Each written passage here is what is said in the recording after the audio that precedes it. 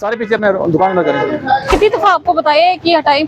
सारी रोड आप लोगों ने ऑक्यूपाई की हुई है। आप यहाँ से सारा सामान अंदर लेके जाए। सिलेंडर आप लोगों ने बाहर क्यों रखा हुआ है? इसको उठाएं, यहाँ से रिमूव करें, अंदर रखें। यहाँ सामान अभी आना है, लेकिन रिक्शा पहले से आ गया। दोबारा आऊंगा तो पता होगा, ठीक है ना। ये नो पार्किंग है, बोर्ड लगे हुए सामने, और ये तो पूरी लाइन बनाई है उन्होंने। ये देखा नजर आए भागे यहाँ से। अब तो हम साइड पे करेंगे ना, आपने क्या करनी है? हम साइड पे करते हैं, कब्जे में ले लेंगे सारा सामान। कोई भी जिम्मेदारी नहीं ले रहा है इस गाड़ी। वो भागे ना, वो देख भागे, इसको थाने में लेके जाते।